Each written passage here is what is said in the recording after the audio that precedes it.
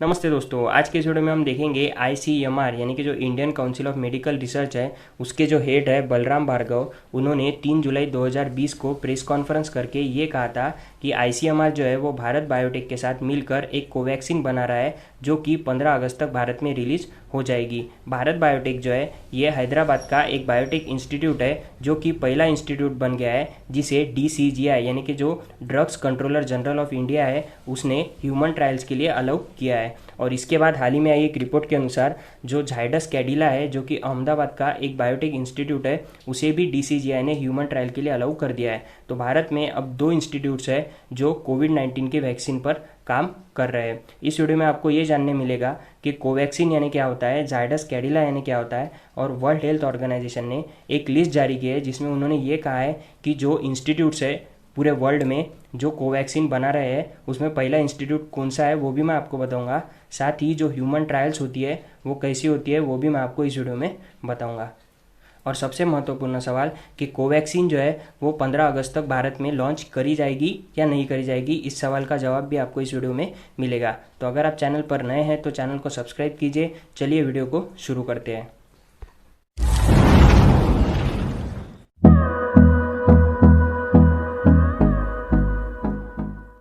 ICMR यानी कि जो Indian council of medical research है उसके जो हेड है डॉक्टर बलराम भार्गव, उन्होंने 2 जुलाई 2020 को एक पत्र जारी किया और उसमें ये कहा कि आईसीएमआर जो है वो बीबीआईएल यानी कि भारत बायोटेक के साथ मिलकर 15 अगस्त 2020 तक भारत में कोवैक्सीन जो है उसे लॉन्च कर देगा। और इसके लिए 7 जुलाई 2020 से जो है वो ह्यूमन ट्रायल्स भी शुरू हो जाएंगे। तो चलिए देखते हैं भारत बायोटेक है क्या। तो भारत बायोटेक जो है वो एक हैदराबाद का टेक्निकल इंस्टीट्यूट है जिसे डीसीजीआई यानी कि जो drugs controller general of India है जो कि विजय सोमानी है, उन्होंने फेज़ 1 और फेज़ 2 के क्लिनिकल ट्रायल्स यानी कि ह्यूमन ट्रायल्स के लिए परमिशन दे दी है। और भारत बायोटेक ने इसका जो नाम रखा है वो रखा है कोवैक्सीन। और जो दूसरा इंस्टीट्यूट है वो है झाइडस कैडिला जो कि अहमदाबाद का एक बायोटेक इंस्टीट्यूट है जिसे अभी अभी जो डीसीजीआई है उन्होंने परमिशन दे दी है ह्यूमन क्लिनिकल ट्रायल्स के लिए। और जो झाइडस कैडिला है वो अहमदाबाद में स्थित है और उसने इस वैक्सीन के लिए जो नाम रखा है वो है ZYCOV-D यानी जाइको डी।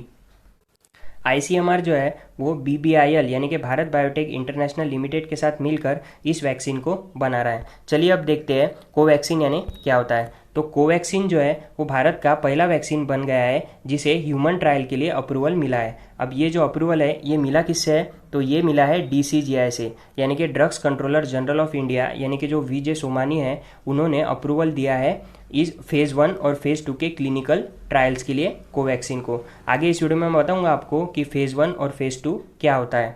उसके बाद 7 जुलाई 2020 से जो है ह्यूमन ट्रायल्स के लिए अलाउ कर दिया गया है। भारत के जो 12 टेक्निकल इंस्टीट्यूट है वहाँ पर ह्यूमन ट्रायल्स 7 जुलाई 2020 से शुरू हो जाएगी। चलिए अब देखते हैं कि ये कोवैक्सीन जो है इसे बनाया किसने है। तो इसे बनाने के लिए जो इंस्टीट्यूट है वो पहला है भारत इन्फोटेक जो कि हैदराबाद में है। उसके बाद है Indian council of medical research जो कि आईसीएमआर है। और जो तीसरा इंस्टीट्यूट है वो है Pune national institute of virology यानी NIV। चलिए अब देखते हैं जो वैक्सीन्स होते हैं उनके कितने टाइप्स होते हैं। तो वैक्सीन्स का जो पहला टाइप है वो है एटेन्यूएटेड जिसे लाइव वैक्सीन भी कहा जाता है। इस वैक्सीन में जो जर्म्स होते हैं उन्हें वीक करके बॉडी में जो है वो ट्रांसप्लांट किया जाता है जिससे डिसीज़ भी होता है। इस वैक्सीन्स का जो इस्तेमाल किया जाता है वो किया जाता है स्मॉल पॉक्स, चिकन पॉक्स और येलो फीवर इन जैसे जो डिसीज़ है उन्हें प्रोटेक्ट करने के लिए।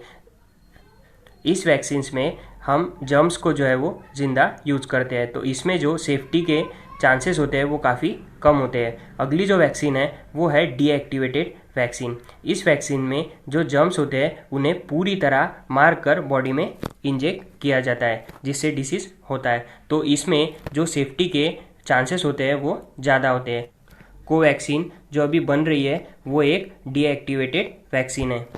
चलिए अब देखते हैं वैक्सीन डेवलपमेंट स्टेजेस। इसके कुल 6 स्टेजेस होते हैं जिसमें जो पहला स्टेज है वो है एक्सप्लोरेटरी स्टेज जिसमें ये पता किया जाता है कि इस डिसीज़ के लिए वैक्सीन बनाई जा सकती है या नहीं। दूसरी जो स्टेज है वो है प्री क्लिनिकल स्टेज यानी कि इस स्टेज में जो एनिमल्स होते हैं उन पर इन वैक्सीन्स का इस्तेमाल किया जाता है। तीसरी जो स्टेज है वो है क्लिनिकल स्टेज, जिसे ह्यूमन ट्रायल्स भी कहा जाता है। इस स्टेज में जो ह्यूमंस होते हैं उन पे फेज 1, 2 और 3 इस प्रकार से टेस्टिंग करी जाती है। जो चौथी स्टेज है वो है रेगुलेटरी स्टेज, जिसमें जो वैक्सीन बनाई जा रही है उसे अप्रूवल दिया जाता है। उसके बाद मैन्युफैक्चरिंग स्टेज होती है, जिसमें मैन्युफैक्चर किया जाता है, और फाइनली उसके बाद क्वालिटी एंड कंट्रोल स्टेज होती है, जिसके बाद वो पब्लिश करने के लिए रेडी होती है।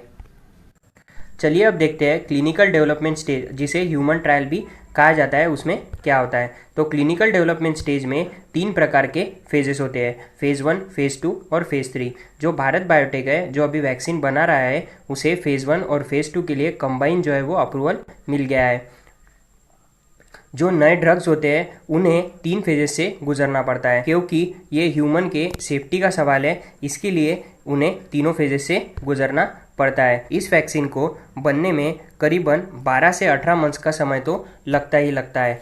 चलिए अब देखते हैं आखिर फेज़ 1 में होता क्या है। तो फेज़ 1 में जो डोज दिया जाता है वो ग्रुप ऑफ पीपल जो होता है वो काफ़ी कम होता है। करीबन 20 से 80 लोगों को जो ड्रग्स का डोज होता है वो दिया जाता है, और इस डोज के बाद कुछ महीनों के बाद जो रिसर्चर होते हैं वो वॉलेंटियर करते हैं कि जो 20 से 80 लोगों को जो ये डोज दिया गया उससे उन्हें क्या कॉमन साइड इफ़ेक्ट्स हुए। जिसके बाद में फेज़ 2 आता है। फेज़ 2 में जो लोग होते हैं उनकी संख्या जो होती है वो बढ़ा दी जाती है। इसमें हंड्रेड्स ऑफ पीपल होते हैं, जिसमें जो ट्रायल पीरियड होता है वो भी करीबन 2 साल का भी होता है।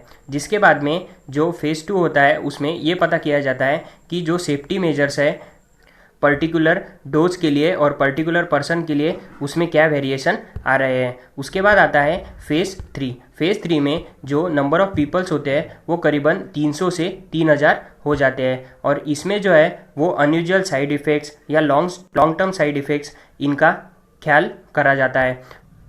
और उसके बाद डेमोन्स्ट्रेशन होता है, और उसके बाद जो मेडिकल बेनिफिट्स है उसके हिसाब से जो वैक्सीन है उसे पब्लिक के लिए अलाउ कर दिया जाता है। लेकिन पब्लिक के लिए अलाउ करने के पहले जो फेज़ 4 होता है उसमें मार्केटिंग सर्विलेंस डिटेल्स आती है, जैसे कि इसके कुछ एडवर्स इफ़ेक्ट्स प्रोडक्ट के है या नहीं।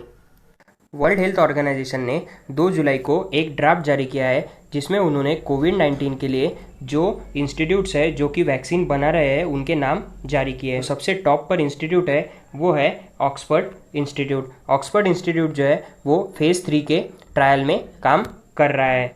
सौम्या स्वामीनाथन है जो कि वर्ल्ड हेल्थ ऑर्गेनाइजेशन की चीफ साइंटिस्ट है, जो कि भारत से बिलोंग करती है। उन्होंने भारत के जो एफर्ट्स है कोवैक्सीन के लिए उसकी प्रशंसा की है, और ये कहा है कि भारत को डाटा मैनेजमेंट पे काम करना चाहिए। और अब सबसे महत्वपूर्ण सवाल कि आखिर भारत के मार्केट में 15 अगस्त तक कोवैक्सीन आएगी या नहीं आएगी। तो जैसा कि मैंने आपको बताया कि भारत में इस वक्त 2 इंस्टीट्यूट है जो वैक्सीन बनाने का काम कर रहे हैं। एक है भारत बायोटेक और दूसरा है जायडस कैडिला, जो कि अहमदाबाद का है। तो जायडस कैडिला के जो चेयरमैन हैं उन्होंने अभी अभी हाल ही में ये कहा है कि करीबन 3 मंथ का जो पीरियड है वो ह्यूमन ट्रायल के लिए लगता ही लगता है। और अभी अभी गवर्नमेंट के इधर से ये क्लैरिफिकेशन भी आया है कि 2021 तक जो कोवैक्सीन है वो किसी भी हालत में नहीं बन सकती। तो अगर आपको वीडियो अच्छा लगा हो तो लाइक कीजिए, कमेंट कीजिए, शेयर कीजिए और चैनल को सब्सक्राइब करना मत भूलिए। धन्यवाद।